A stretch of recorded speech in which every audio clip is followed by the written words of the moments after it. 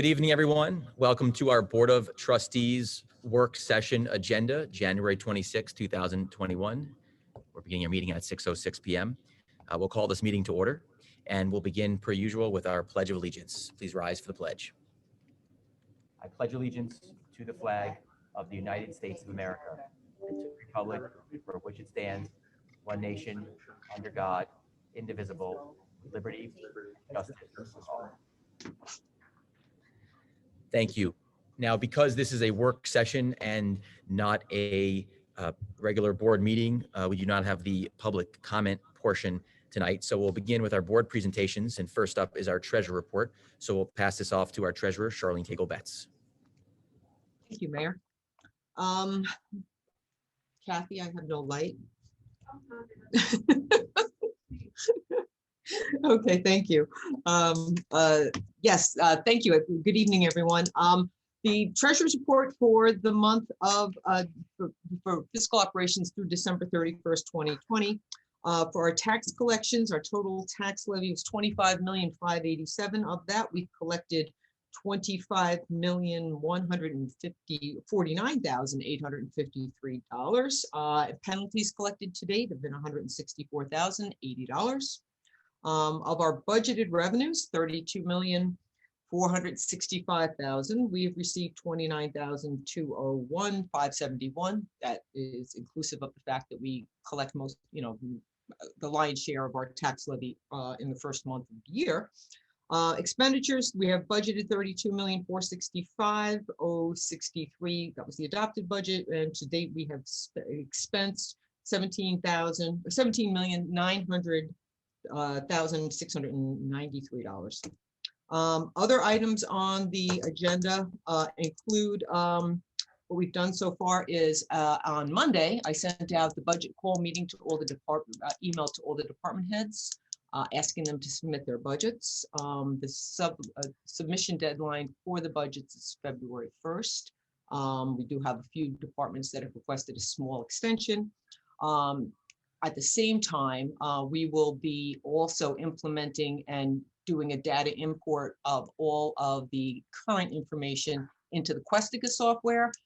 It is our plan, our temp accountant is starting on Friday. It is my plan that we would run parallel, basically create our budget in the old version using Excel, and then also create the budget in Questica, just to make sure that we have a side-by-side comparison. Whenever there's a transition to a new software, we always try to run a parallel for the first year, make sure everything ties out and is reconciled. So we'll be having that underway. What we're going to do a little differently this year is there will be budget meetings with the department heads after we have compiled their budgets to review the budget, the requested budgets line by line. They're already set up via Zoom. We have invited department liaisons and a member of the Budget and Finance Committee to each one of those. So those have been scheduled. And the last thing is we're expecting a draft audit report sometime in February. I've asked Sadie to give us a more pinpointed deadline on that, and I haven't heard back from them yet, but I'm expecting a draft copy in the coming weeks, which we'll be reviewing and hopefully getting them to present those at the February work session. And that is what I have. So any questions? Thanks, Charlene. A couple of quick questions here. Did any of the department heads give a reason why they needed an extension? I know last year we had really made it a priority for department heads to prepare their budget early, and we suggested we wanted them to be early versus late. Any indication why they're going to be late this year? Actually, just we're having a little bit of an issue in DPW, and that is due to the fact that we're being audited by the EPA for MS4 compliance, and the amount of documentation that they've requested is quite cumbersome, and the deadline for that is February 1st, unfortunately, and they really weren't budging on that deadline.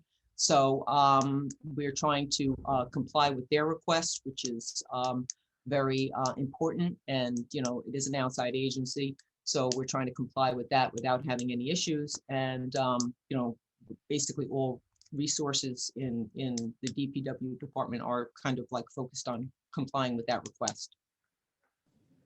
All right. And which departments in DPW are the ones that need a little more time, or is it all of them? It's DPW overall, yeah. Okay. Okay, good to know. It's my understanding that sometimes the Parks Department does its own budget, followed by the Highway Department does its own budget. Is that, They do each prepare a separate budget, but it's all under the umbrella of DPW. So at the meetings, each one of the department heads would be there with Gary Gillespie, the superintendent of DPW, to present and discuss. all right. If there's anything that anyone could do to help, them with the process, we'd love to, be ahead of schedule as much as we can. And then my other question, and this is a great report. Thank you so much, Charlene. How are we doing as far as expenditures? I know we have, encumbered 17,900,000 of expenses. How do we feel about that as far as, where we maybe should have been, and especially in light of some of our reductions we made in our overall budget? The spending at this point in time, since we've made the amendments to the budget and basically cut back a lot of our spending, looks like it's on track. I'm hoping, I'm getting some encouraging news from the building department that there may be, he's seeing some more action. We're hoping that things will be moving forward. Maybe some of that revenue will be popping through. As far as mortgage tax, we have collected, a bit more than we had expected with mortgage tax, so that's trending a little ahead. One revenue stream that seems to have been not impacted by COVID. And it's probably due to the real estate market out here. And but as far as the rest of the expenses are pretty lean and mean, and I think the department heads are doing a good job of monitoring and using, making do with less at this point. So I haven't seen anything extravagant come in. All right, thank you. Very good job on the report. Does the board have any additional questions? Yes, Mr. Mayor. Charlene, thank you for that. Just a quick question. I know that we were looking at all department heads to kind of bring down their budget themselves where they could see savings.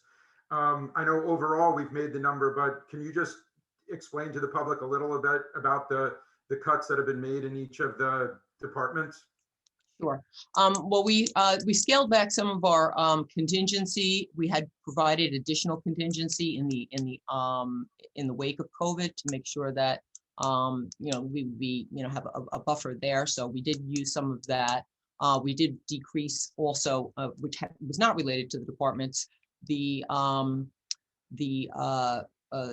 need for the transfer to capital, but the capital expenditures, we cut that back a little bit. We were hoping to restore that first because there are some capital needs that we'll have coming down the pipe with the new capital budget.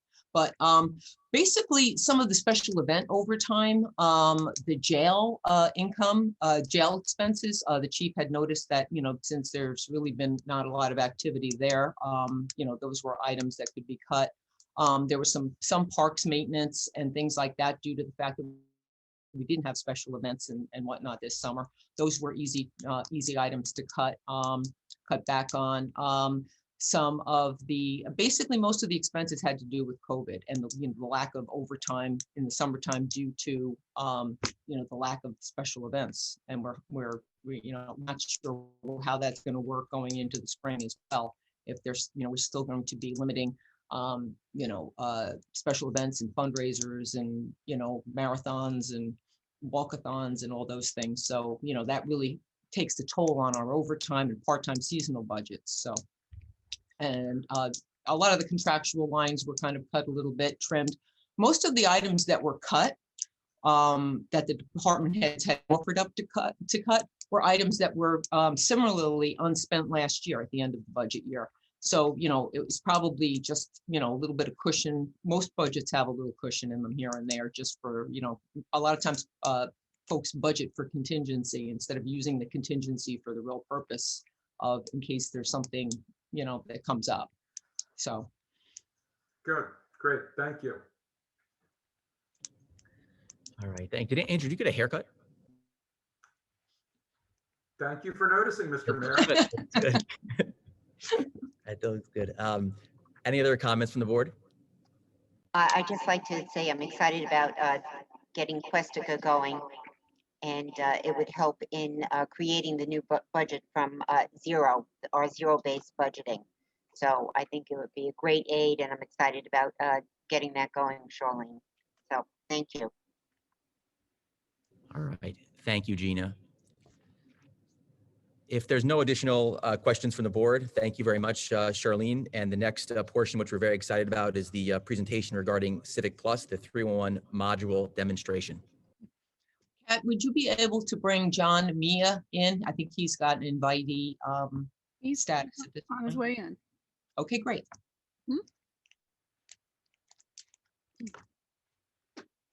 So John, if you can unmute and start your camera. There we go. Good evening, everybody. Hi, John. How are you?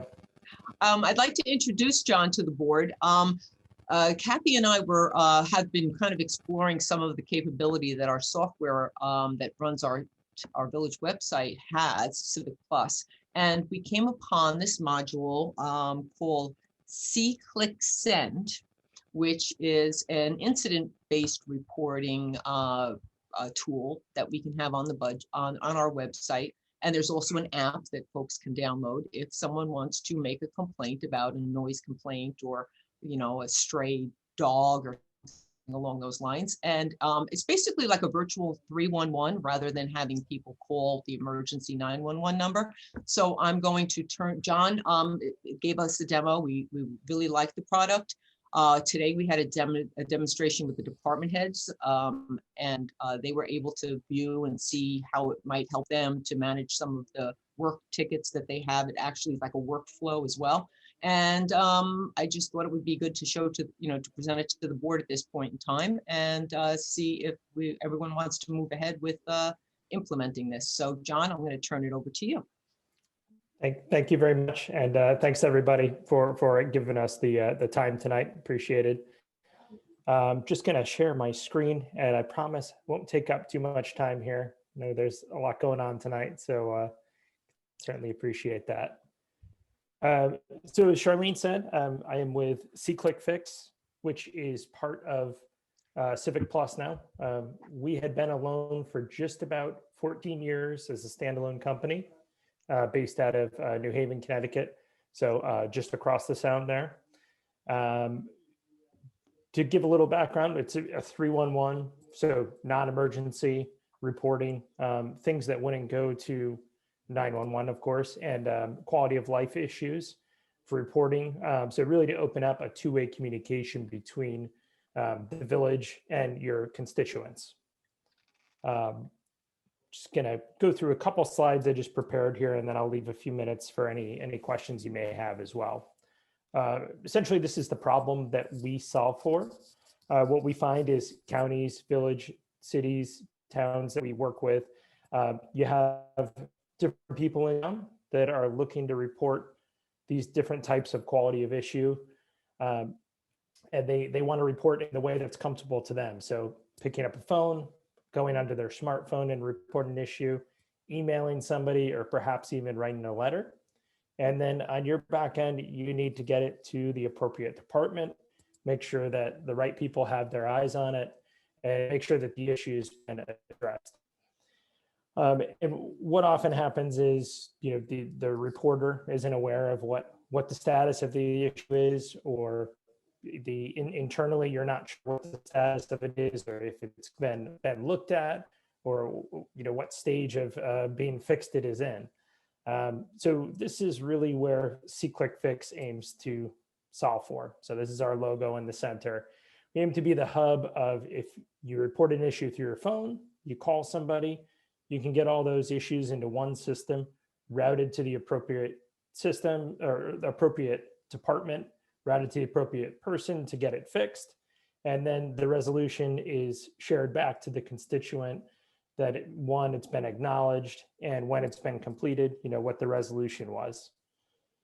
And essentially what this does is it gives you a way for your departments to manage those requests, take those workflows that you may have out there, maybe in just in voicemail, in a paper trail, maybe even sticky notes, and get it into something that's manageable so you can have eyes on it.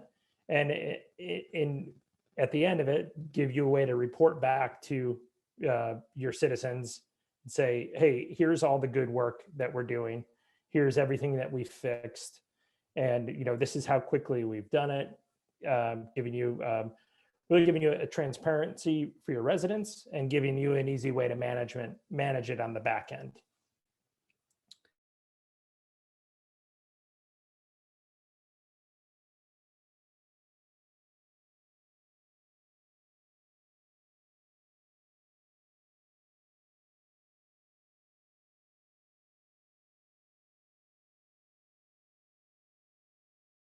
Come in and log those phone calls into the system. Social media, so you can have this embedded into a Facebook page. So another area where sometimes requests are lost, or maybe there's rants ongoing. Website visits, so you can have it right on your website. Somebody goes to the website, they can log it right into See Click Fix, and as well as emails, so you can have it all into one place. We generally help out, and not limited to these types of departments, our See Click Fix users, but from town hall to public works have generally historically been the biggest users of See Click Fix. Police departments, codes, utilities, so a wide range. We also offer integration into systems like GIS, so for mapping out the city, other asset management systems, if you were to use systems down the road. I think currently Southampton doesn't have anything that they would really need to integrate with, but oftentimes there's a lot of swivel chairing that goes between the two apps, but we do offer integrations off those. So that is essentially what I prepared just for a quick overview of the tool, to give you a background. Any questions that came up? I know it was pretty quick. Didn't want to overdo it. No, it's late. John, could you possibly just show the board what the app looks like on the phone and how people would click on to report? Sure. Yeah. Just 1 second. I'm just going to switch this quick.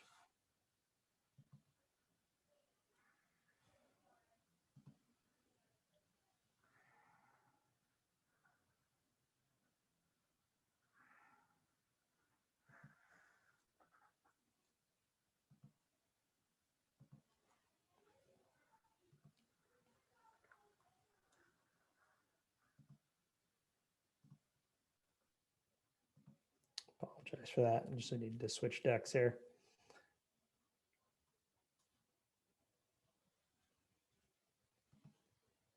Yeah, so the app itself, you can see this is on the left side is a screenshot of what the app would look like in your website. So you can see you can type in the address, select the location, drag and drop as needed. And you can have a list of categories, which is customizable. So you can have as many as you want. We'd probably recommend, limiting it to 10 to 15 is really the sweet spot, so that a reporter wouldn't get lost when they're trying to locate the issue. In the center here is what the app feel is like. So it does geolocate your phone. So if you're at an intersection, you take a picture and can't report it until maybe you get into the office. The photo would be geotagged the location. You can go in and create the request when you get to a safe place to report it. Again, it'll give you the list of issues, but the goal is to make it a seamless experience from the website to the app reporting. Here's another view of the website. So you can have different areas where if you've missed a location or missed that type of category request you're looking for, you can find it in different spots in your website.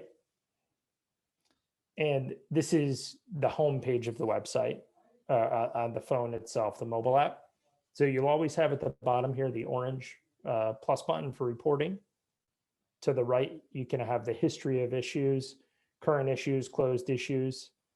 To the left, you can have your notices. So those are things that you can send out to your citizens. So if you have an event coming up like a parade and there's a road closure, you can update your citizens. You can schedule those too. And then above here, you have mobile buttons. So you can load different URLs here that you may need, even seasonally. So if you have maybe an events calendar, or in this case, Pinellas County has Red Tide. So they can have a link to, what the current rating of red tide is for the day. And often, more recently, people have used these to kind of swap them out for COVID resources. So you can give people a quick link to the most current protocol or current phase that they're in, other informational pages they can get to. You can have links to your social media. So that's kind of a snapshot of the app itself.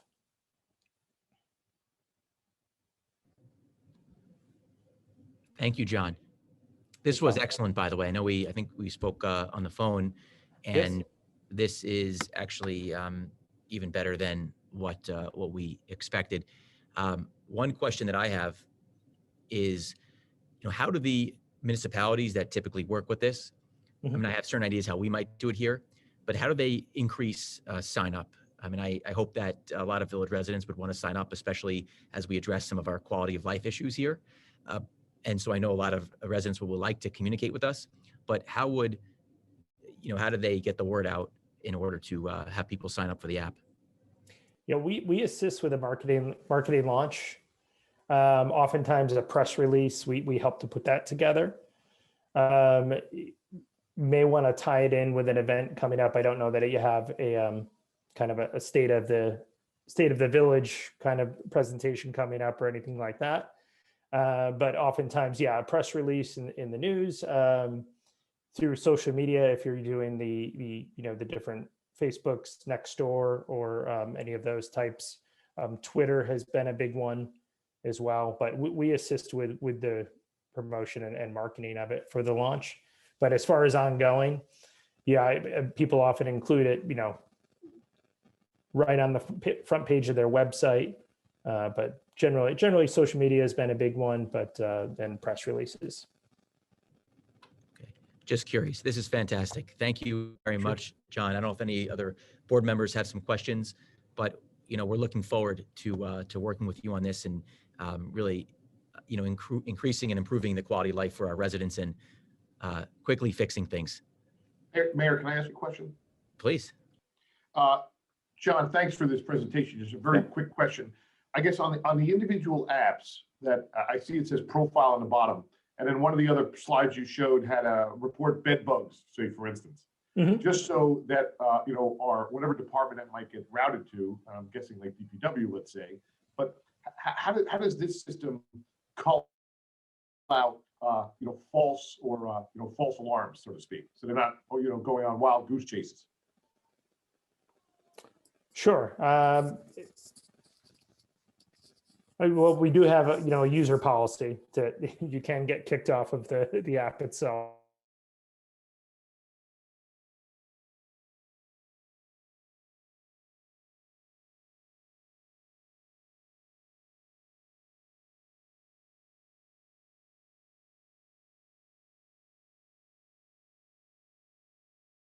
It could be closed out, and then if that person has reported enough issues like that, they wouldn't be allowed to use the app anymore. So I suppose if they really did want to report something that doesn't exist, they could. we don't see it happen too often. Okay. Brian, I would add that since wild geese are 1% of the nitrogen pollution into Lake Agua, we might actually go on a wild goose chase. Just so. I like that. I just saw the tab for bed bugs and one of the things. I wouldn't want our guys going out searching for those, but the goose is a good point. Mayor, can I ask John, hi, how are you? Just one question. Last year, right as the pandemic, probably about May or so, April, May, we started getting a lot of problems with garbage piling up around beachheads and also around some of the village cans. So take me through for the people watching. So if I took a picture, sent it, where does it get routed to? And then where's the central service? And then who does it go to and how does it operate? And is there a certain particular that it can get to the area in terms of the call that needs to be done? Just a little bit of a walkthrough would be great. Yeah, sure. Yeah, it's a valid point. You know, when we implement C-Click Fix, we work with the municipality to set up a workflow per issue. So, you know, if you have this refuse issue, you know, we would set it up so when this comes in, it's going to go to whoever that department is. And maybe if it's even in a particular area, you can have it routed to one particular person that it's assigned to them. In based off of that, you know, with the issues, you can have a service level attached to it. So when a issue comes in, you know, you can say for this type of issue, we need to get it fixed within 2 weeks, let's say. So when that request comes in, it's assigned to the appropriate party. And then if it's acknowledged, you might even have, you can have an automated response that goes back to the reporter that says, we've gotten your response, or we've gotten your request for the refuse on the front lawn and or the overfilled trash can, and we generally get to this within 2 weeks, 1 hour, however long you set for it. Once it's been completed, it would send a notice back to the person that reported it, or anybody that might be following that issue for that matter, that says it's back to the citizen as well, of maybe the trash can emptied or cleaned up, everything, you know, resolved there, and send that message back to the reporter. Does that answer that question? Yeah, it Okay. does. And one of the other things I just want to ask on is again, there's some times where, you know, where something like trash is that the village will set, or you recommend that, you know, we say we can get to at this point, because is there ever a chance in some of these other municipalities that I'm looking at where they just get overloaded with the same thing coming back over and over to the point where it just keeps coming and coming, and if it's not in a time where the resident feels that it should be done, it starts to get into another mode? Oh, sure. Yeah. If you need to adjust,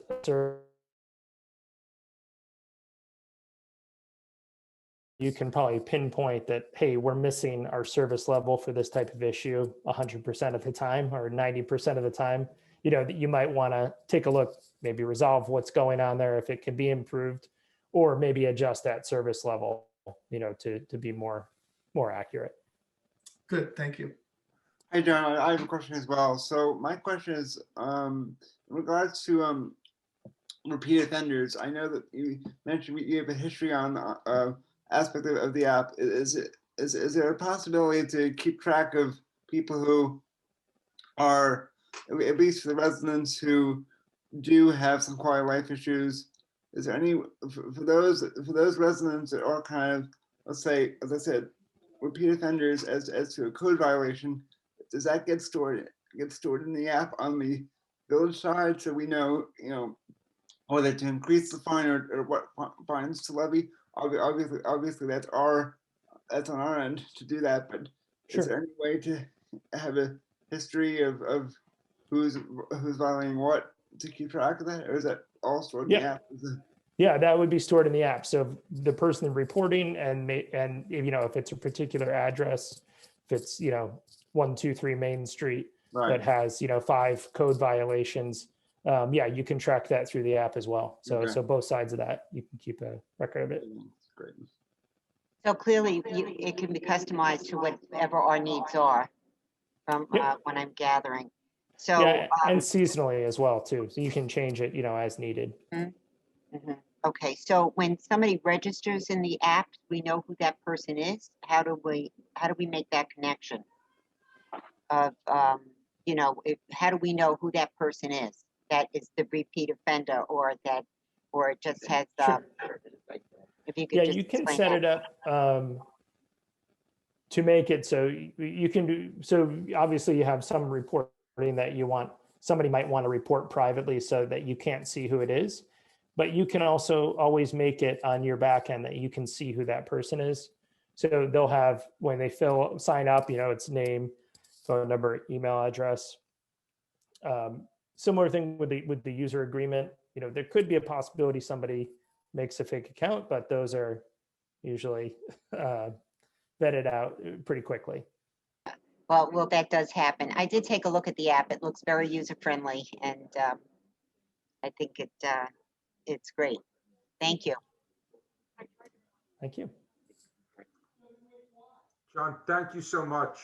Yeah, it does. I think it's going to be very good for us to have this. And I'm glad that, we finally have been able to kind of bring this forward. And I know there's a resolution on, because I know that this is something that's been bouncing around Village Hall for a while. So I'm really glad that it's on and can be brought forward at this stage.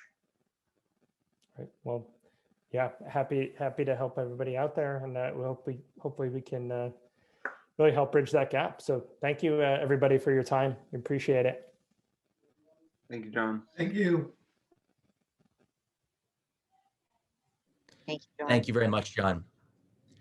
That was an excellent presentation. So the next presentation we have is on behalf of Andrea Dozier regarding the SYA summer program. I just wanted to read materials that she had sent to us, and they have a request for a space proposal at the Cultural Center. She's communicated with Kirsten Lonnie as well. And just a quick overview, we all know SYA, Southampton Youth Association, has been serving the youth and families of Southampton Village for 51 years. While we run our recreation programs year-round, our largest program is our summer recreation program. The program is for youth ages 4 through 12 years old and gives children the opportunity to have fun, build relationships, explore art forms, engage in sports activities, and develop strong character. In the past, SYA has held all programs at the Southampton Elementary, Intermediate, and High School. Due to COVID, we have not been permitted to use the space, and this has been a disadvantage to our kids and families. Because of this, we're requesting space in the village at the Southampton Cultural Arts Center. So in essence, there's some dates and times. The dates requested will be Monday, June 28th to July 2nd for staff only, Tuesday, July 6th through Friday, August 13th for programming, and the times will be from 7:30 a.m. to 4 p.m. And this time frame is to allow for staff to set up and clean each day. The program will most likely run from 8 a.m. to 12 p.m. or 2 p.m. And SYA also carries own liability insurance for the cultural center and village properties. They've also spoken with Kirsten Lonnie, who's been extremely accommodating and coordinating space for SYA. So that is the request, and we all know how valuable SYA is to our community and to our youth. And the hope is that our board tonight will give permission for SYA to use the cultural center. But if there's any discussion around it, we can do it now, or we can do it during the resolution. I'd just like to say SYS is a very important program for the youth in our village. Both my children participated in it for a few years, and I just love the setup. It's a morning program, and they also engaged the adolescent group because there are a lot of the counselors there. So it was a great interaction between many different age groups in the community. So if that's where they need to be, I'm certainly in full support of that. It's a great program. Yes, I'll follow up with Gina, the trustee Arresto, on that. It is a great program. The legend Marvin Dozier, many, many years ago came and got that from the ground up. It's done a great job. I went through it myself. Tons of kids have come around and gone through the program and come back and actually been, there to help the younger kids. So it is great. And with Sandra coming on through and stepping up after, Reverend left us, I think it's fantastic, and the legacy continues. Hey, I didn't realize the program is that old, Mark. Be nice.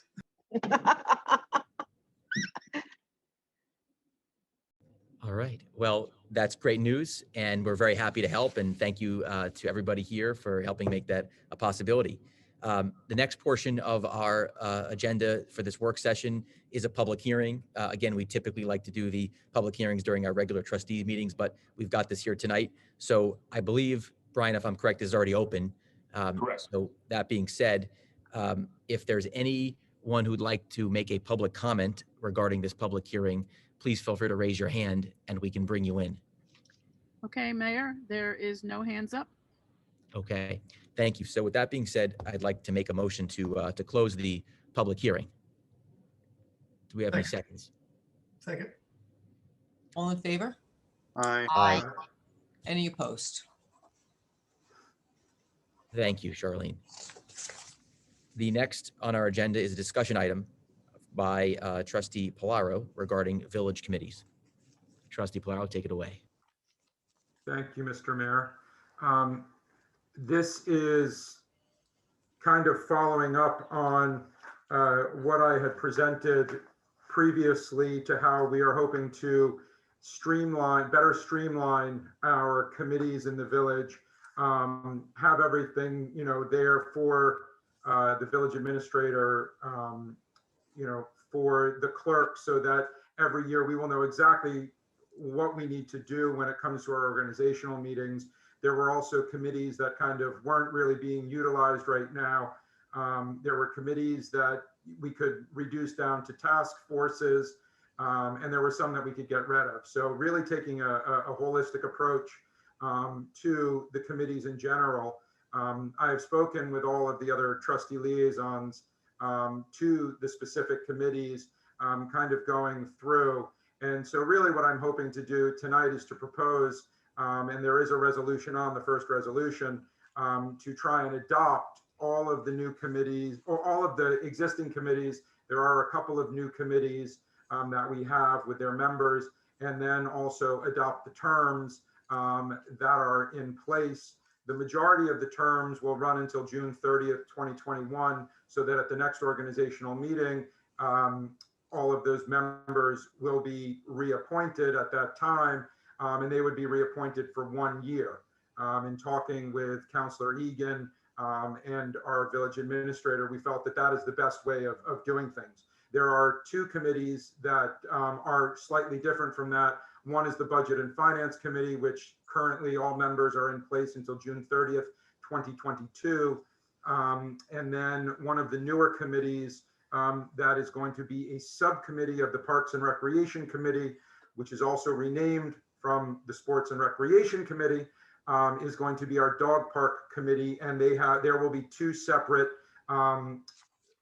expiry dates for the 6 people that are on there. 3 people will renew on June 30th, 2021, and 3 people, including the chair, will renew on June 30, 2022. So that is, the proposal that I have put out. If anyone has questions with regards to any of, the committees as they stand would be the Budget and Finance Committee. We are creating a new Human Services Committee.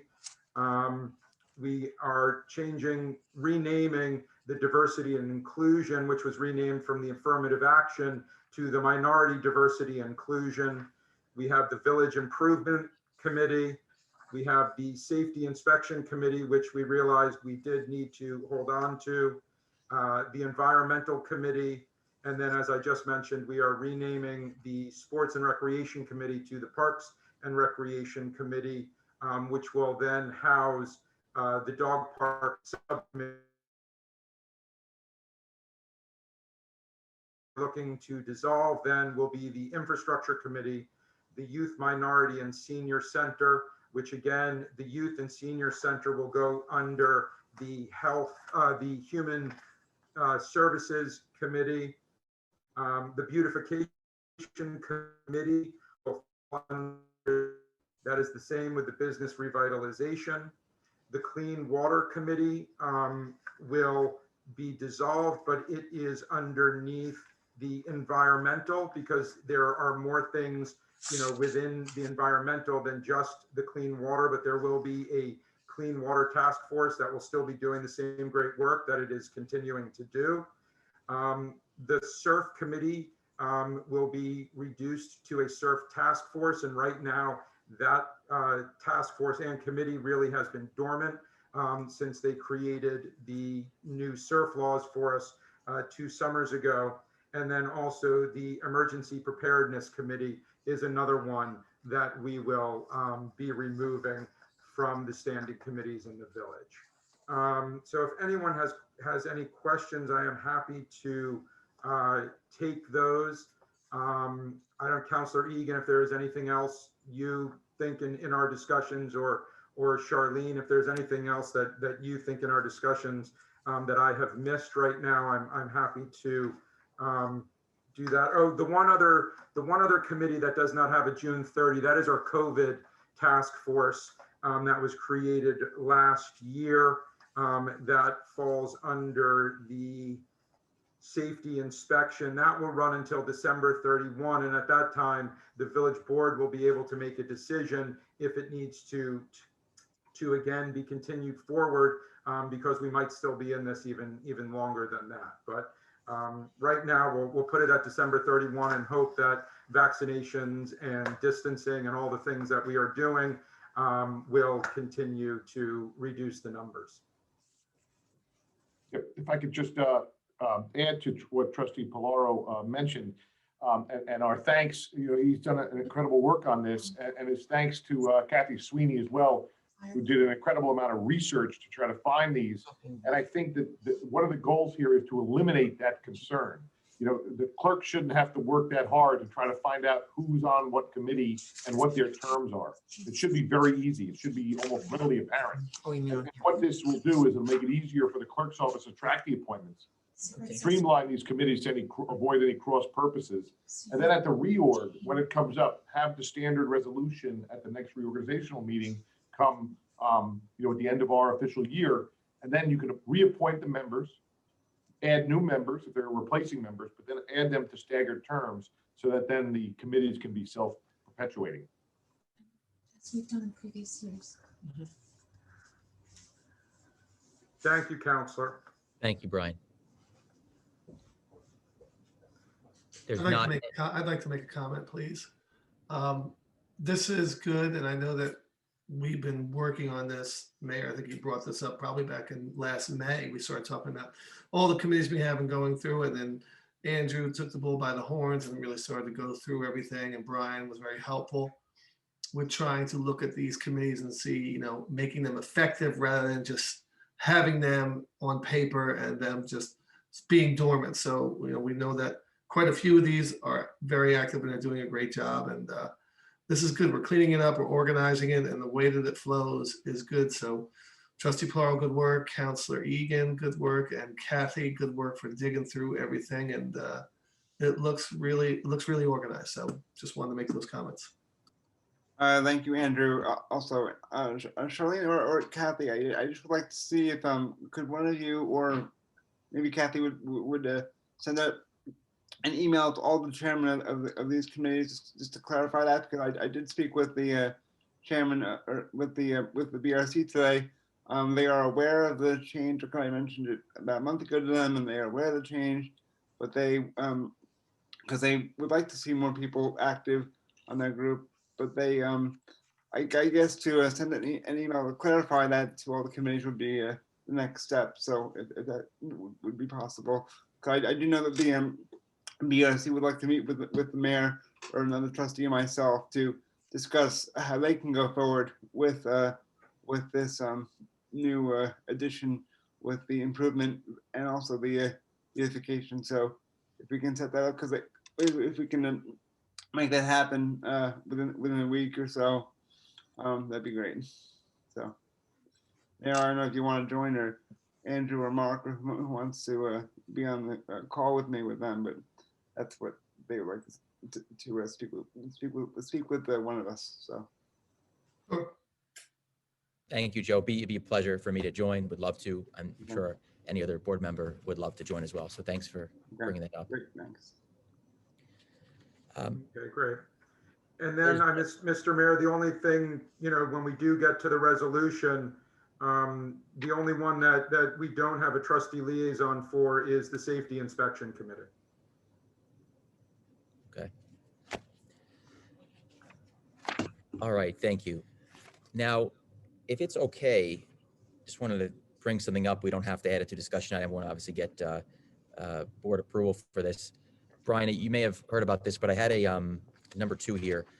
Had a conversation with Doug from the Plaza Cafe about a food truck on Cooper's Beach. I don't know if you are aware of this, but in essence, to the board, recently reached out and he had asked for permission to put his food truck in the off season at the parking lot of Cooper's Beach. And a lot of the restaurants obviously could use as much help as they can get right now. All businesses can. So I just wanted to bring this up to the board. If it's okay for me to walk this on, basically to see if we can get some thoughts. I don't know if Brian, you have any, recommendations here, but something I'd love to be able to do we would like to do for Doug and any business owner who'd like our assistance. But So I think it's a discussion worth having. I did email with Charlene this afternoon when she asked me that question. It really is, it's a quantity issue and it's a timing issue, which I think this board should probably discuss, because number one, we do have an exclusive license agreement down there, certainly during the on season, with the concessionaire at Cooper's. So we have to consider the scope of the concession agreement, number one, because they are the only person who can serve food down there. Two, if it's an off-season question, I mean, that might be something else, but then like, where do you draw the line from it? Is it a village business? Should it be restricted to village businesses, being that they're, trying their best they can and they have a brick and mortar and they're paying taxes? Should we invite people to out of town? Those kind of, how many do we have? Do we do one? Do we do six? What's or zero? I mean, is that right? Just based on what the natural environment is down there? So, hours, just other villages are all trying to explore food trucks in parking lots, but I think those are just some of the issues that maybe need to percolate a bit, maybe on a formal proposal from the vendor. But certainly this board should kind of think about those issues before I think we're ready to approve anybody. Speaking of Cooper's Beach, do we know if we're getting revenue from all those trucks being parked down there, or that's still an open question? I don't know the answer to that. Don't either. There are trucks parked down there? Yeah, there's at least a half dozen commercial construction vehicles being parked, utilizing the parking to go to the estates down there that are being renovated and so forth. So I think it'd be a good idea to have Angel or one of the or have the police department go down there and see if we can get some revenue. At least I know in the past it was before our times that there was a protocol where vehicles would be parked and they would pay X amount of dollars per day or per week to utilize the parking lot. Is that overnight, Joe? No, it's just during business hours. Okay. It's during day. I don't believe in our village code we have anything after September 15th. I see you looking it up, Brian. Yeah. But I don't think after September 15th that there is any violation for anyone parking in our parking lots. If there is, then we'll find it very soon, but that is my understanding. I only bring it up because these are commercial vehicles utilizing the parking lot the majority of the day to work on people's houses, the properties. So I think it's something for us to discuss. I either bring it up with Kathy or Charlene to see if we can find a revenue stream there. I'll tell you what you should do is next week you should go down there, take the click fix app and take a picture and send it in and see what happens. There you go. Trustee Polaro is correct. 110-44, Schedule M, public parking lots, Cooper's Beach parking area, between June 20th and September 15th, parking by permit only. All other times, it's permitted, just not between 1 a.m. and 5 a.m. to prohibit overnight parking. All right, thank you, Brian. So I don't know if the board has, and my apologies for bringing this up, as a walk on here, but we would like to help if possible. So I don't know if any board members, have any thoughts on this. Now, so long as it doesn't interfere with the exclusive license agreement. I don't know when that starts and ends, or if it's a year-round exclusive. But ultimately, I wouldn't mind. In fact, if it might help them, I think that wouldn't be a problem. But I don't know if anyone has any thoughts on this topic here. I'd be willing to do it on a trial basis. I know you do it on a trial basis, like 2 months. I'd like to discuss it more. I'd like to find out more about the licensing agreement. Are there any other beachheads that could be used, being Little Plains, Main Beach? I mean, around that Agawam area is also a huge parking area there right by the Bathing Corporation. It is something that we do want to continue to help as much as I can. But, there are a lot of things that we would have to, look for before we go ahead and just say, hey, let's go, because we probably will get inundated with quite a few other people that have trucks or want trucks, and just to try and tighten it up. But a good discussion to have. And yes, Brian, maybe you can help us out. We can look at some of the other municipalities and how they do it. Keeping it village only is probably something I would say right away I would support, but definitely. Sure. And I'd be happy to help. And we've got to think about, all those other issues that come with it: trash, collection, bins, parking, access, hours, those kind of overall operational issues. And they're self-contained, so it's good. But again, you want to make sure it doesn't become a food festival, so to speak. Yes. All right. I don't know if there's anyone else, any other board members who have any comments or suggestions here, but Trustee Parrish, I wouldn't mind trying to expedite this, as obviously the summer will be here before we know it, and obviously we'll have that exclusive agreement with Bino. Does a nice job for us, but again, if this could help our businesses or a business, even one, I think I'd love to move forward in a positive way. So if this is something that Plaza Cafe would like to do, I think that it would be a good thing, and happy to move forward as quickly as possible. So thank you, everyone. There's no more comments there. We could move to the suggested resolution section. So Charlene, I'll let you run with this. Thank you. Okay, thank you, Mayor. Resolution number 1, resolved that the Board of Trustees approves the aforementioned village committees presented by Trustee Polaro with the respective term and dates to be agreed upon. Do we have a motion? So moved. Second? Second. Discussion. I just have a question, because when we were emailing back and forth, Andrew, this has to do with the committee and the terms. Is that correct? Not necessarily the committee members. No, this is doing all of the committee members as well, reappointing the committee members. Again, the majority of them were reappointed in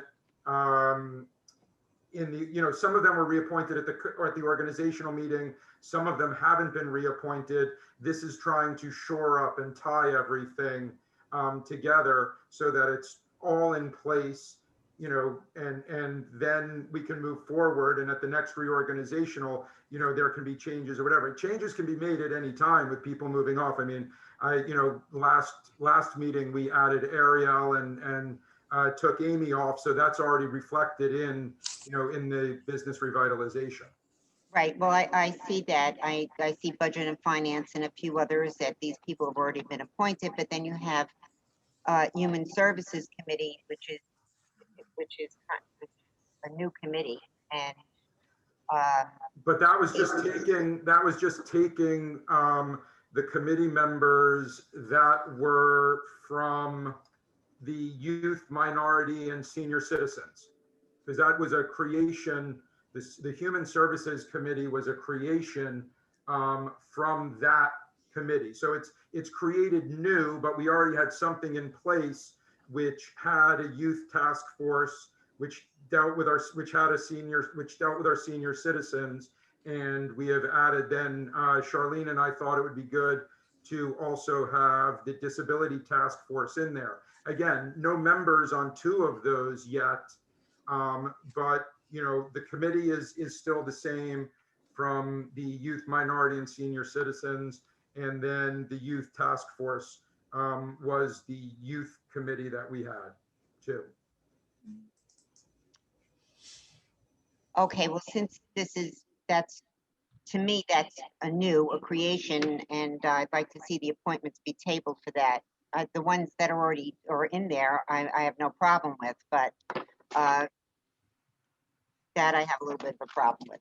So. Thank you, Trustee Repta. I would agree with that I think this is good work, and I think this helps us organize things. But I think we should review the terms to make sure we're not appointing anybody tonight without doing the research to find out when the terms end. Were they 2-year terms, 3-year terms, 1-year terms? So ultimately, I'm fine with the reorganization. As far as appointments go, I also would agree just doing that little extra research would help. Not saying I think this is good work, but tabling would be fine by me. That's fine. Listen, we can all decide on whatever. I mean, the motion is out. The whole reason that we were trying to do this, and Counselor, you can back, and Kathy, again, as Counselor said, and as I know, and Kathy and Mimi both were working hard on trying to find it. Some of them we were able to find, some of them we weren't. So Counselor recommended that the members of the committees that were already on, we just reappoint through June 30th of this year, which is our fiscal year. Or if there were changes, that probably should have been brought up before this, because it would have been much easier to make these changes and present the people, tonight for appointment. That's so that was one of the reasons why I sent out an email to all of the trustees on Monday, and then to you, Mr. Mayor, as well, so that we wouldn't have any issues coming into tonight, and it can just move forward. Because if we start looking at the terms and trying to go back, that's one of the reasons why Kathy had a hard time looking back over all the minutes, all the meetings and stuff.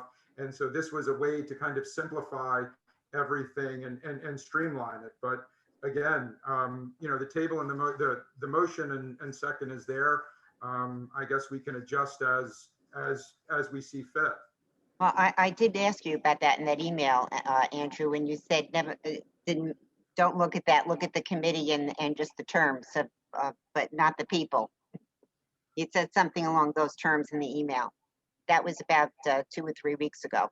That was different, but that was the last communication I had with you on that.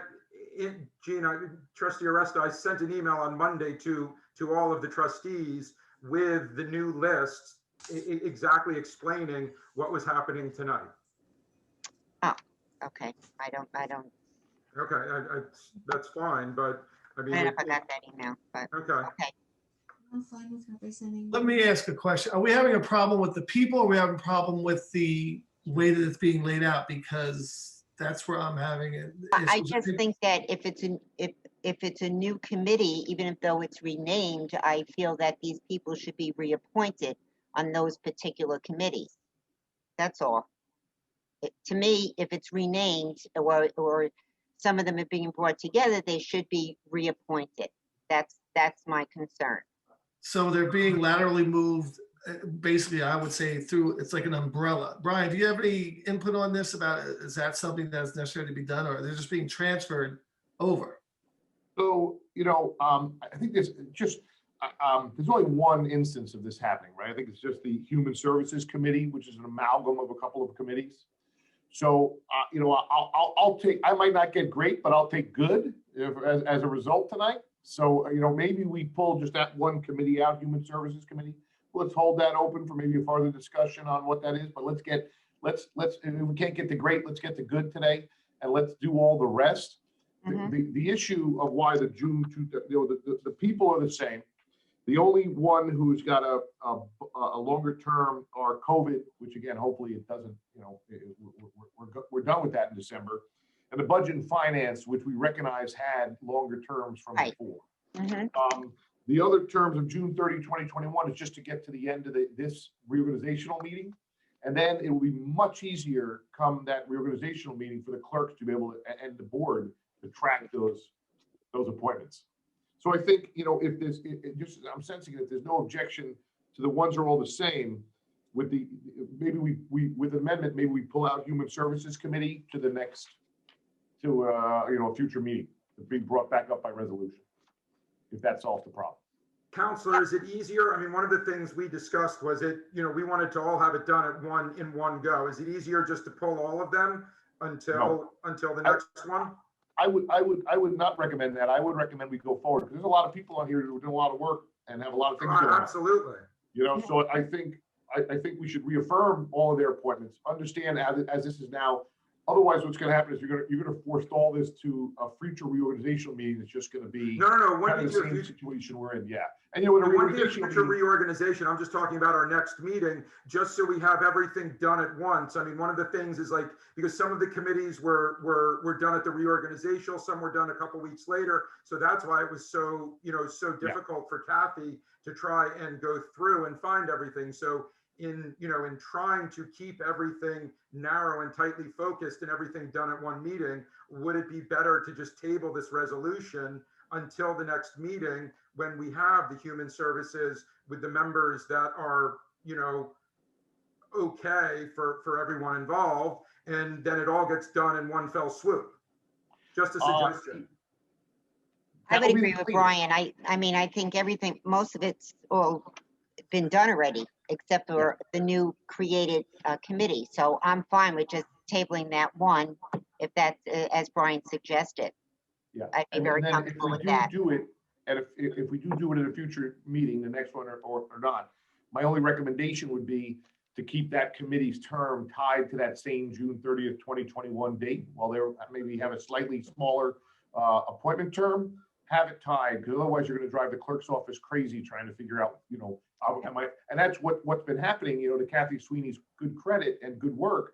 She's been trying to follow where those months are. Is that, what's an appointment? Is it a year? It's not necessarily done consistently.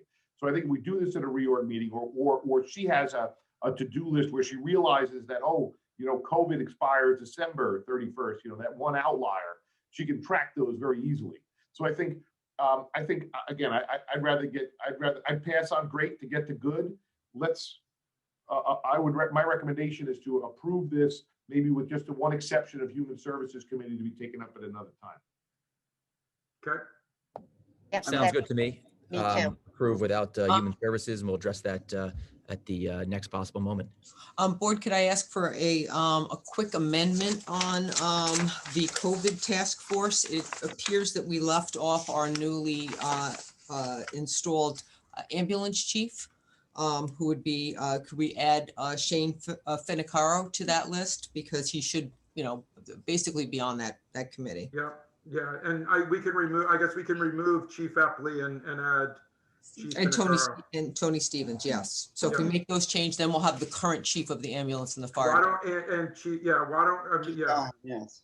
If it might be easier, Charlene, and hopefully it is only 1 year, but I mean, we could do, as we did for the safety inspection, we could do chief of EMS, chief of fire department, just so that way there's always that representative as well, rather than,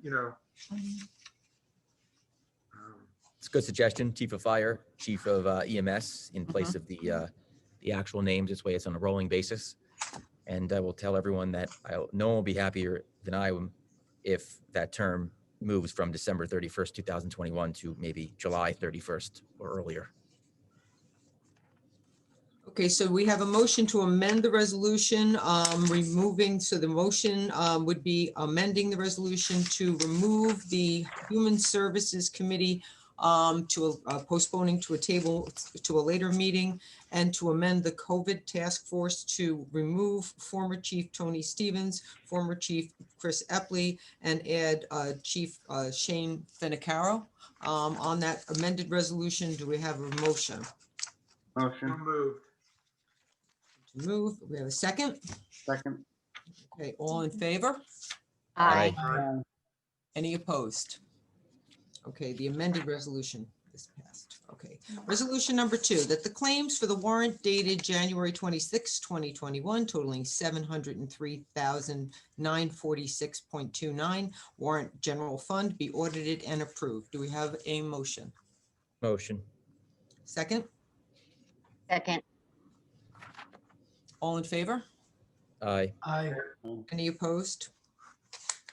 Okay, resolution number 3, resolved that the reading of the minutes for the public sessions of January 14th, 2021 be dispensed with, and that those minutes be accepted as filed by the village administrator, and that the actions taken at that meeting be and hereby are ratified and approved. Do we have a motion? Motion. Second, Second.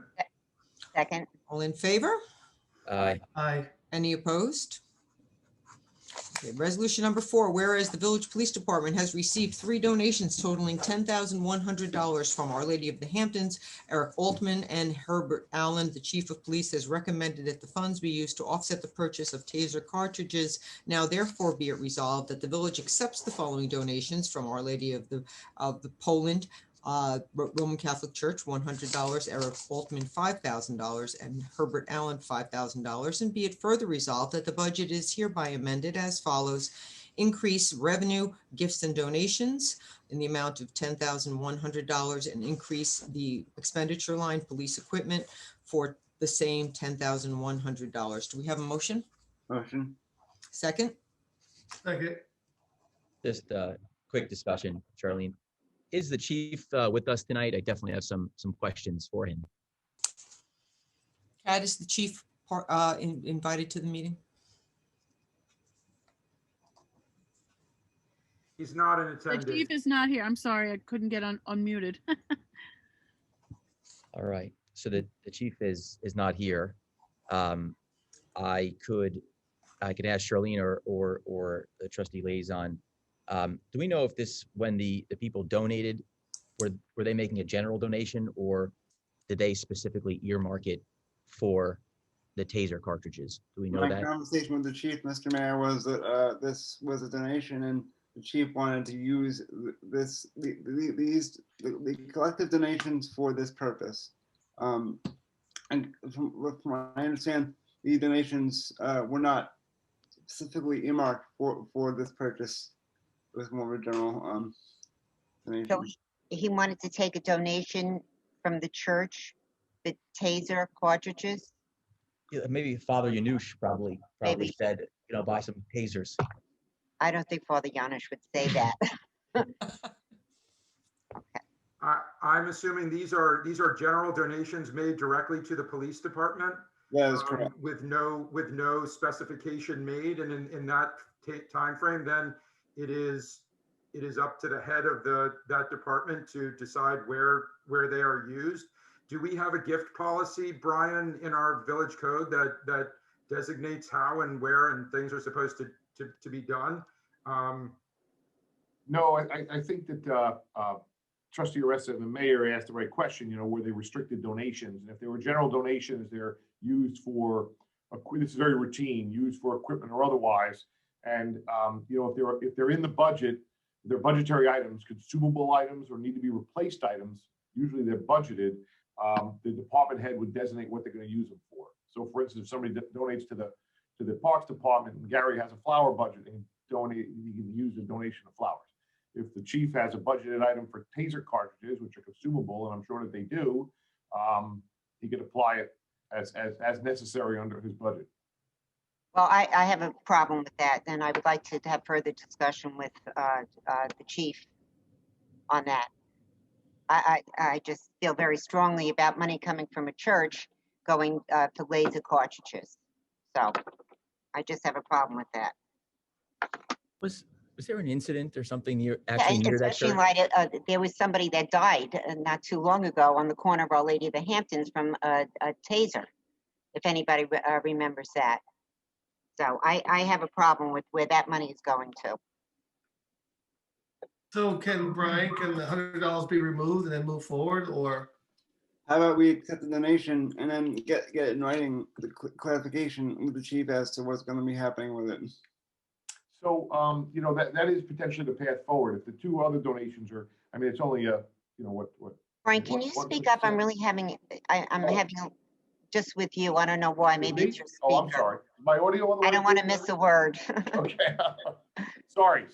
That's So, okay. maybe that's the path forward. If the $100 is the only objection, maybe we pull that out with a further discussion and go forward with accepting the other two $5,000 donations. Well, I just want to remind the board, maybe Brian, if you want to opine, I believe that we're just accepting the money donation. I don't believe we can dictate as to how the budget is being spent at this juncture. However, I do I do understand both arguments. I do think we can. My suggestion would be to accept the donation and then go back to the chief and say and express our concerns, or at least Trustee Respite and the mayor's concerns. So if we can do this tonight and then go back with an email tomorrow or Thursday to clarify. Brian, could we remove the be it further resolved resolution that makes the budget amendment, but still accept the donations? Yes, yes, we can definitely do it to accept the donation with the designation for the police department. And, you know, Joe, Trustee McLaughlin can have a discuss, as a liaison, can have a discussion with the chief and make the budget adjustment recommendation. Okay, I think that's good. I really enjoy receiving revenue in the village. That's one of the things we look forward to, is receiving revenue. But Joe, I also remember that the chief telling us that there were no radios. I know we had asked him for a radio. We said we can't afford a radio. So that could be another good use of the money to get radios for the village, since we're short on radios. And And also the camera. the cameras as well. I know our Hampton cameras are Road. not up to par, so it'd be nice to improve our cameras. The chief asked us to implement some new technology, which we were happy to do, to improve our video and our facial recognition. And so cameras are definitely something that we could use an upgrade to. And then any additional technology, training, those are all things that I think we could really use the money for. So I think that. So, Mayor, I just got a message from the chief. He said that he'd be willing to take the $100 out of that purchase. But again, obviously, if you want to discuss it with him further, we can do that. But he just said he will. He just said he will take it out. So. All right. Kat, can we let the chief in? I guess he might be trying to get in. I know he's talking to Joe and watching the meeting now. I don't see that he's anywhere in sight. Could we let him in If he has He's to not an log or in, invite him? he has to log in. I think he's on the phone with Joe. Yeah, he's messaging me on my phone. So. Could you ask him to join the meeting? Okay, let me see. So the problem is $100, right? And Brian, can we just pull the 100 and then? Let's pull the $100. Trustee and Parrish, move the forward. issue is not the $100. It's the whole thing, Well, where the money is going to. I think that warrants further discussion. Okay, you know, perhaps we do this again. If we don't want to pull the $100 out, I never like to look a gift horse in the mouth with people who are doing nice things for the village on a donation. So maybe we just want to accept the donation, Right. with our thanks. Well, Absolutely. And then we can work with the chief through Trustee McLaughlin as to where the donation is spent. Council, if we can invite the chief to the, can you send him an invite and he'll join on their way? Because he says he'll join. I think we have the issue resolved, but. Well, yeah, I think the issue is resolved, and I think it gives us a chance to do it and you know, Be done with it. Be done and move forward with it. So let's just accept the donations and we will figure out the budgetary needs at another stage. I would like the chief to maybe discuss kind of where he likes to allocate funds. I think it's important. That's one of our responsibilities as a board, as trustees, to know where the money is being spent, whether it's revenue from a gift or whether it's revenue from a taxpayer. I think it's very important for us to appropriate funds in the right way. Now, of course, as I like to say, budgets are a legislative agenda. And so when we receive money, whether it's going to sit 10,000 here or, you know, $30 million through other means, it's important to know where we put the money. And, you know, whether we choose radios, cameras, technology, training, or tasers, you know, that's really important. And those are decisions that the board obviously has oversight to make. I know the chief, you know, recently asked for more weapons and bullets, automatic weapons, some machine gun weapons, semi-automatic weapons. And I know that was signed off. So it's nice for him to explain to our taxpayer, you know, where the money is going. The chief is here. He's coming in.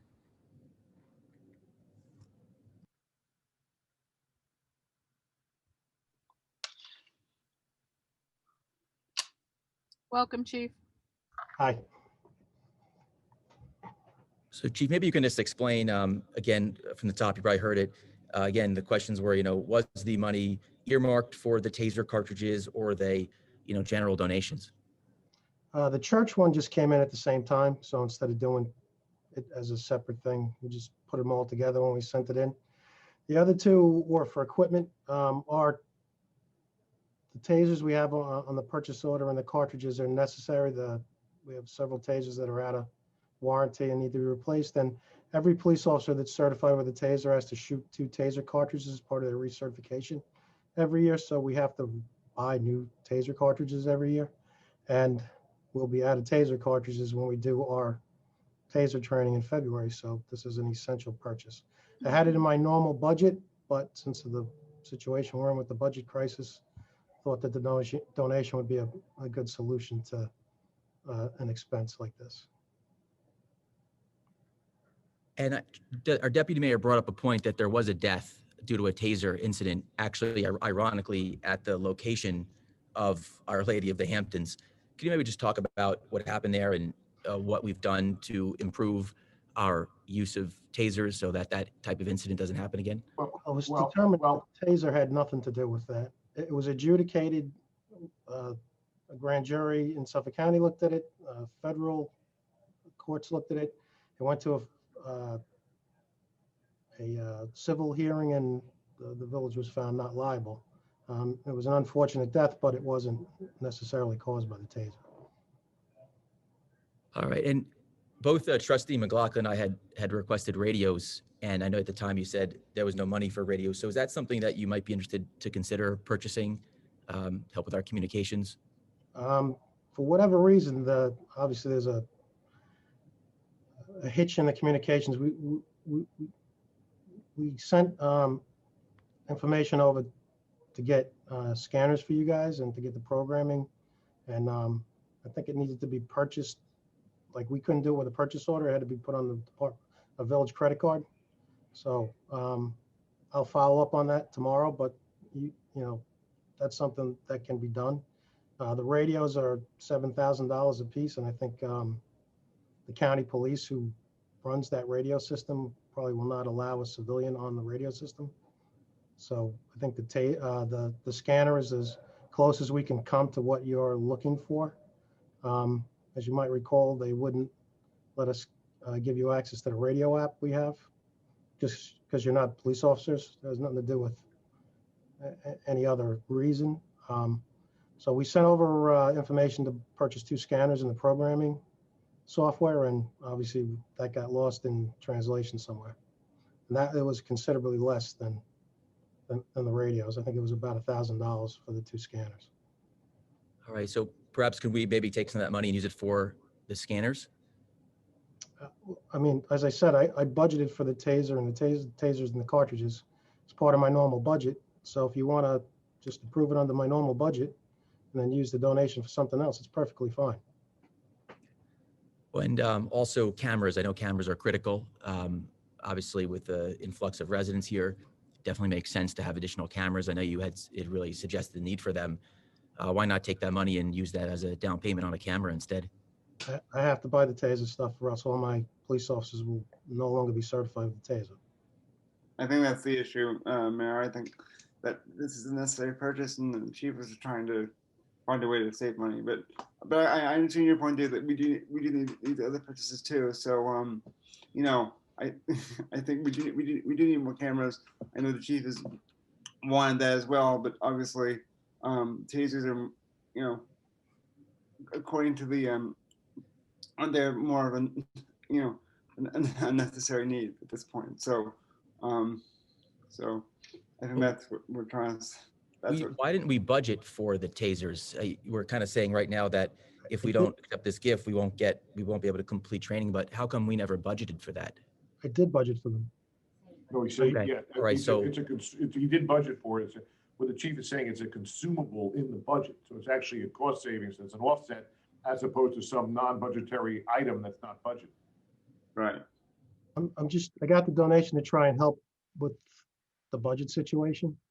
If you want to buy the stuff that I need taser wise out of my normal budget, and I budgeted for all this, that's perfectly fine, and we can use the $10,000 for something else. I was trying to obviously save money for the village.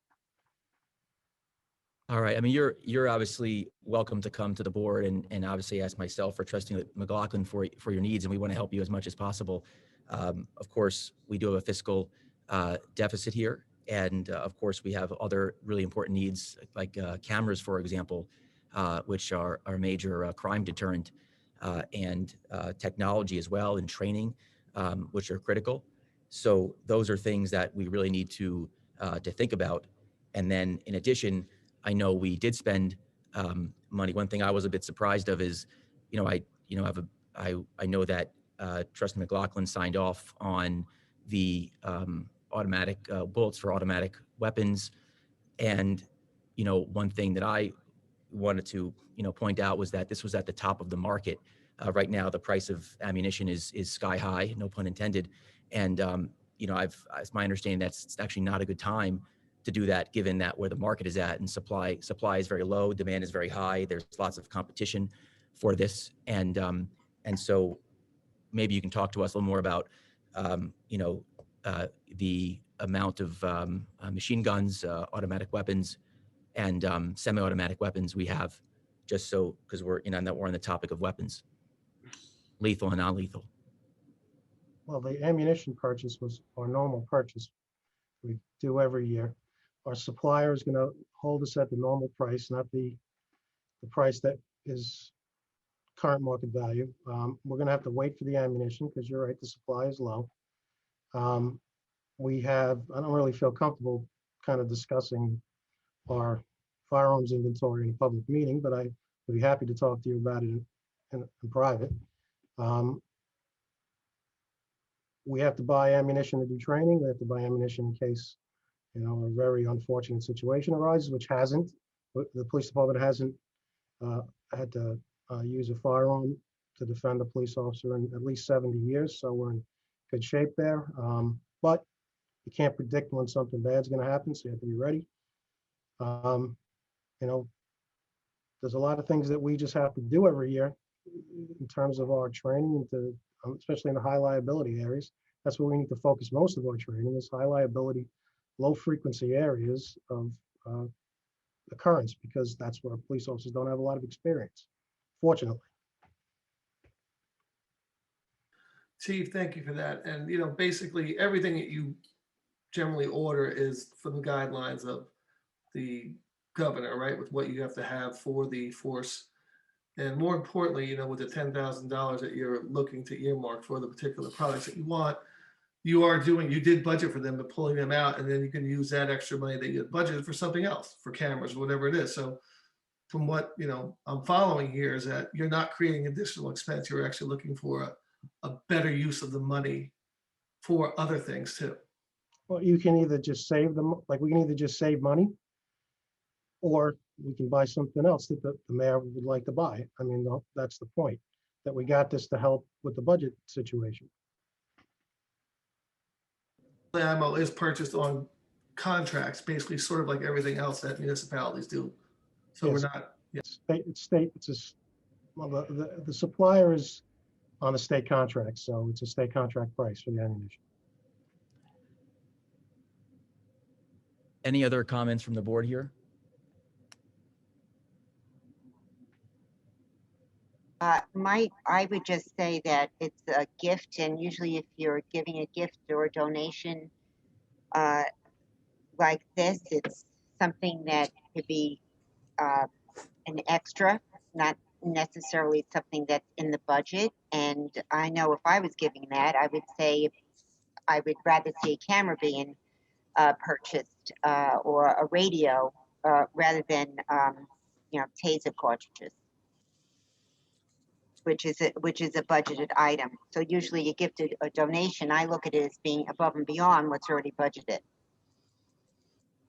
Well, I could make a suggestion that we could leave the resolution, the budget portion of the resolution intact, which basically earmarks some money for additional equipment. And then the chief could discuss that with Joe and come up with, whatever needs he might have that weren't budgeted, and just strike the language regarding the taser. And the taser is just purchased out of the regular budgeted supply line. Is that something that would be acceptable?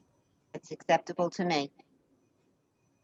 Think so. I Thank you. like revenue. We'll take the revenue and Because the revenue of the, yeah, and this way the revenue could offset any addition, some type of purchases for any other types of police equipment that the chief would need that, he might not be able to purchase. And since the tasers are already budgeted, let's just take them out of the budgeted line. all right, that sounds good. And also, again, let's not forget, we have a great resource. We have Ed Hardnett, who ran the City of Yonkers Police Department, helping us out. So he's a great resource when it comes to helping us make informed decisions and pricing things based on market-based pricing. Joe, I know it looks like you have a comment over there. Is there anything you wanted to say? No, I'm good, Mayor. Thank you. I'm good. Okay. Thank you. All right, thank you, everyone. Thank you, Chief. So we would make an amendment to the resolution, and the amendment would be to strike the sentence basically that the chief would recommend using the the funds to offset the purchase of taser cartridges. And then the resolution would read accepting the donation of $10,100 and increasing the police equipment fund. So those purchases will be available for the chief at the chief's discretion, and further discussion with Trustee McLaughlin, correct? That works for me. Okay. Chief, over to you. So on the amendment, do we have a resolution, a motion to amend the resolution as read? Motion. Second? Second.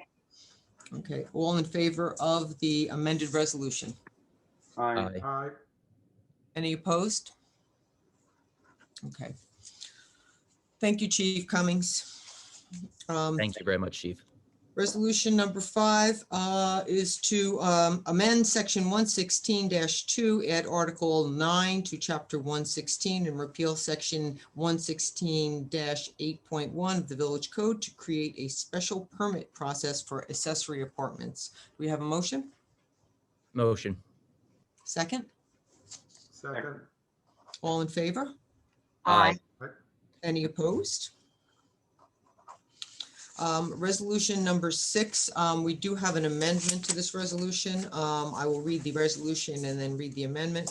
Resolved that the Board of Trustees appoints Sandra Dozier as an additional member to this Village of Southampton Police Reform and Reinvention Stakeholders Group in accordance with Governor Andrew Cuomo's Executive Order number 203, June 12, 2020, with a term coordinate with the completion of the stakeholders process and/or report, or April 1st, 2021, whichever is earlier.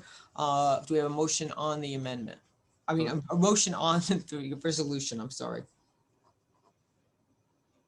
I have a motion. So, sorry, would you mind just rereading that? Charlene, I apologize. Resolved that the Board of Trustees appoints Sandra Dozier as an additional member to the Village of Southampton Police Reform and Reinvention Stakeholders Group in accordance with Governor Andrew Cuomo's Executive Order number 203, June 12th, 2020, with a term coordinate with the completion of the stakeholders process and/or report, or April 1st, 2021, whichever is earlier. Good. I think we had a walk-on as well. Well, Was we that were going to, amended? I was going to ask for a motion to move this resolution, and then we're going to amend it with an additional member. Okay. So do I have a motion Motion. and a second? Second. Okay, and the amendment would be to add the name of Holbert Wooldrop to the resolution, who would also be added to the stakeholders group. Do we have a motion to amend the resolution? Motion. Second? So the members being appointed would be Sandra Dozier and Holbert Waldrop. Do we have a motion? So all in favor of the resolution? Aye. Aye. Any Aye. opposed? Okay. Resolution number 7, whereas the Village of Southampton Dog Park located on Windmill Lane has been informally managed by a group of volunteer citizens, and at the recommendation of the village attorney, a formal committee of these citizens should be formed. Now therefore be it resolved, the Board of Trustees creates the Southampton Village Dog Park Committee, a subset or subcommittee of the Parks and Recreation Committee according to the attached mission statement and policy, and be it further resolved that the following members are hereby appointed to a term ending as follows. Zoe Kemetsis, Chair, term ending June 30th, 2022. Susan Burke, Member, term ending June 30th, 2022. Doug Browning, Member, term ending June 30th, 2022. Marilyn Kirkbright, Member, term ending June 30th, 2021.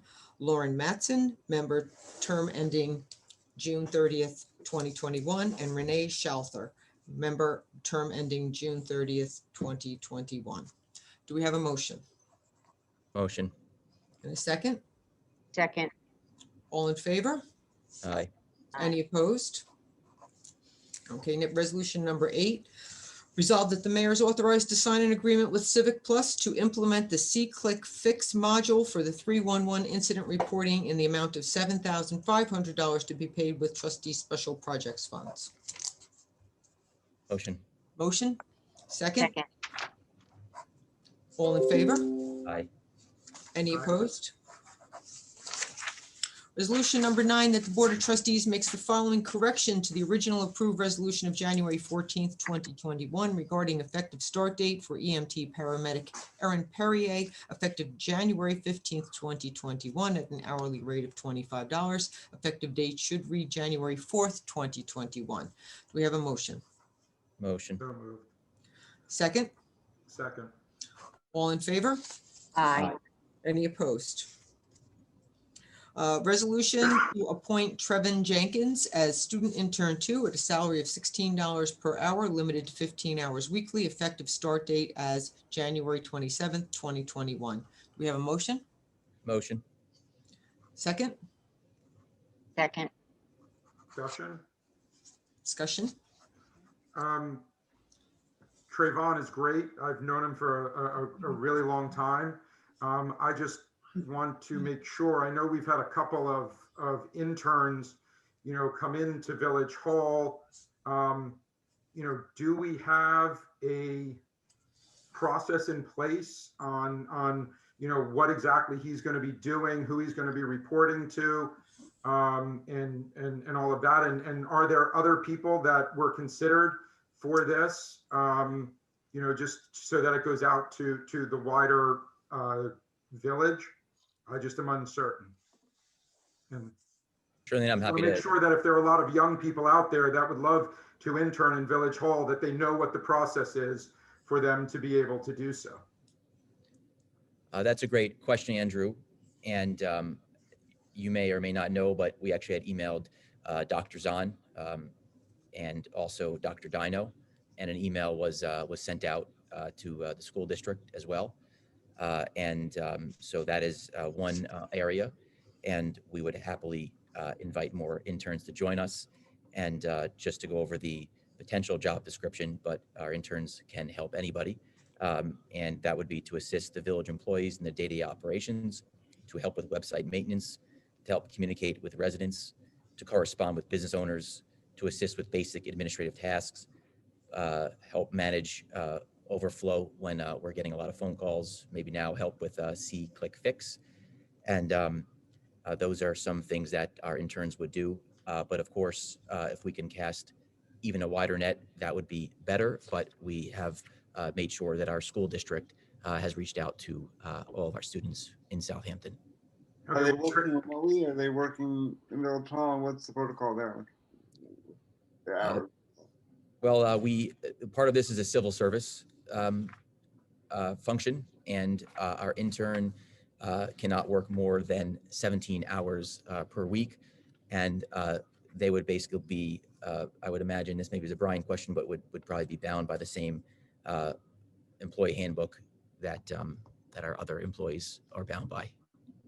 Okay. And have we gone out to any of our department heads to see if they, if they were, needing an intern or someone else? I mean, is this just in Village Hall? Does it, you said it could work for any village employees. So does that include our department heads if there were? I mean, when I worked with Trayvon in the past, he's done a multitude of different things. So I'm just wondering if there are department heads that need, excess or manpower, if interns could fill that role. We would love to hear from our department heads. No department heads at least have come to me to ask for interns. I don't know if Charlene has any department heads ask for interns. Actually, I did have a discussion with our senior building inspector, Chris Talbot, and he is actually going to be utilizing one of the interns to scan some of the documents needed for this MS4 audit that we have going on. So we do tap into them occasionally for those purposes, for scanning and copying documents. It's a lot of documents that have to be scanned out of a book and sent over to the agency. So the department head has asked for one of the interns to help with that task this week. Okay. And all of our interns are paid interns. We have no volunteer interns in Village Hall or anywhere for the village, correct? They're all. No, currently Civil Service has approved 2 intern positions for us, one for an intern 1, which is a high school student, and the other is the intern 2, which is what Trevon is going to be appointed to this evening. That's a college student. Yeah, because he's no longer in the Southampton school system. Yes, and those are the only 2 intern positions that Civil Services has provided for us at this. Has provided for us. So there's no other position, Well, no other volunteers or interns or anyone doing anything for the village that. No, but we could ask Civil Service to create another intern. To amend if we wanted. Okay. The unpaid interns have to have, according to Civil Service, there must be a component where they are receiving school credit or part of some type of community service program, and that has to be documented, and there has to be paperwork filed for that. So that's the volunteer intern. That's the volunteer, and there's none of those at this stage. No, we don't have any, no, Okay. currently. Great. Okay, so on the resolution, all in favor? Aye. Any opposed? Okay, the motion carries. Mayoral appointments. Resolved that Michael Anderson be appointed as a member of the Planning Commission for a term ending June 30th, 2022, pending receipt of resume. Do we have a motion? So moved. Second? Second. All in favor? Aye. Any opposed? Okay, now we're at resolution portion is completed. Thank Oh, you I'm very sorry. much. I do have one add-on. I'm sorry. I'm going to request an add-on resolution. We had, there was a contract from Johnson Electric, which is actually just a renewal of our maintenance contract for our streetlight maintenance. There was a service call that was needed this week.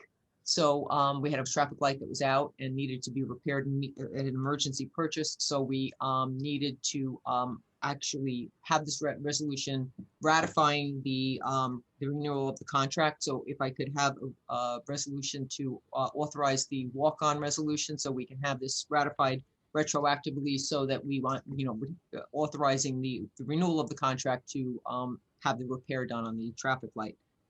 So for resolution number 2, do I have a motion to add the resolution as a walk-on?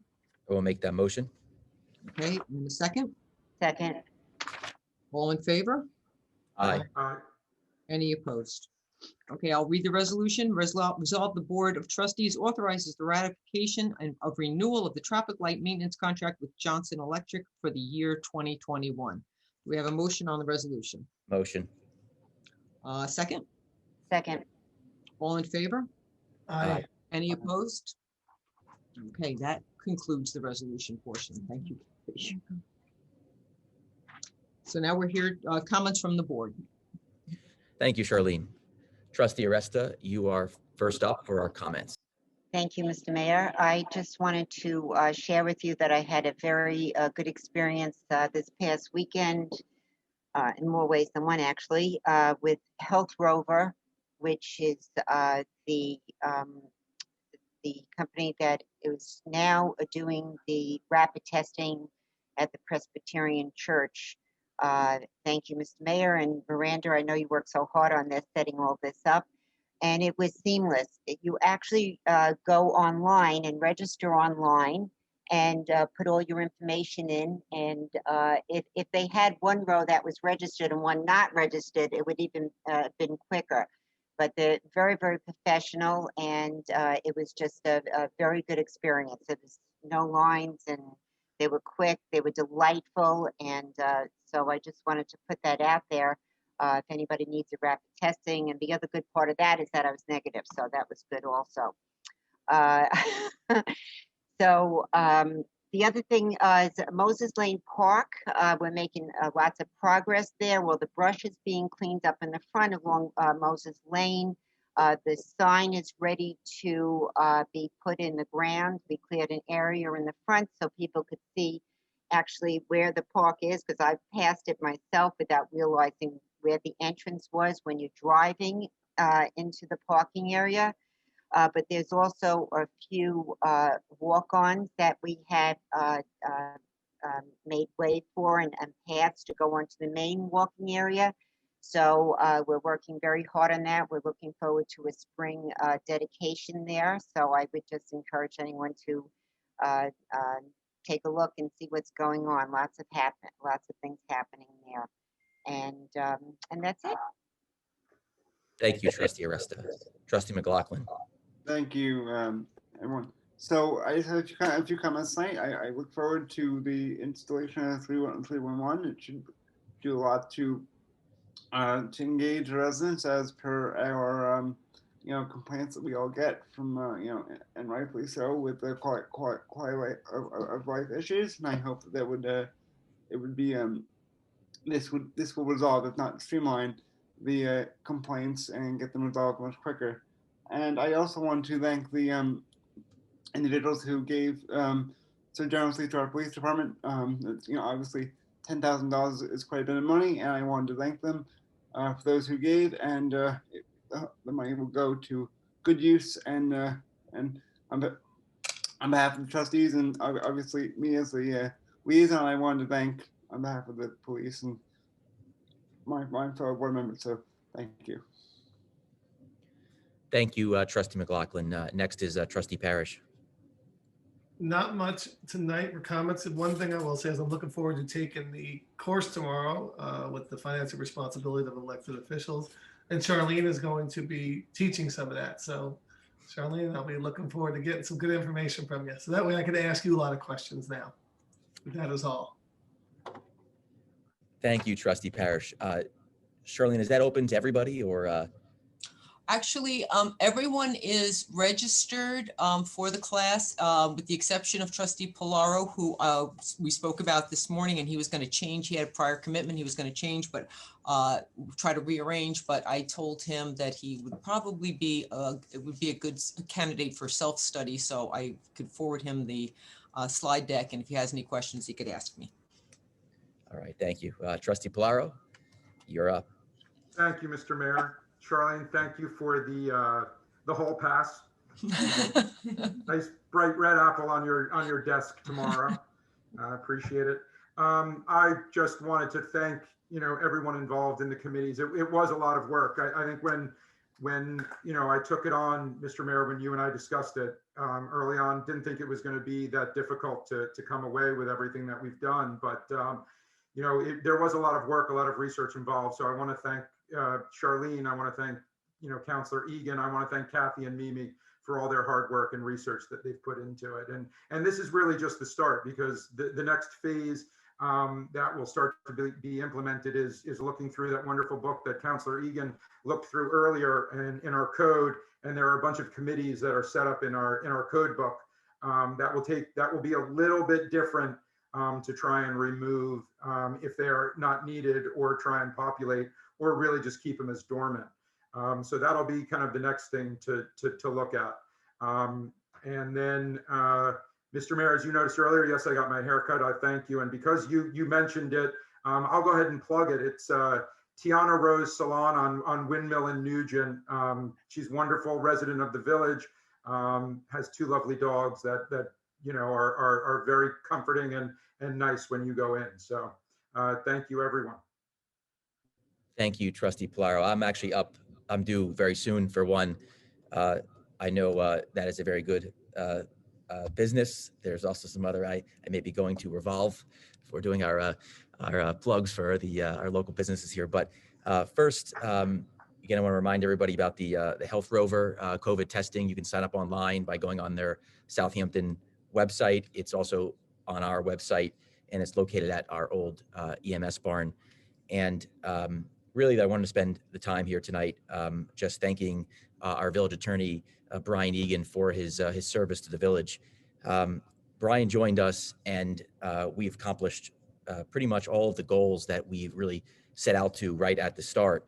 But we really asked Brian to join us because Brian is one of the premier municipal and village attorneys on Long Island. The very few who know village law as well as he does.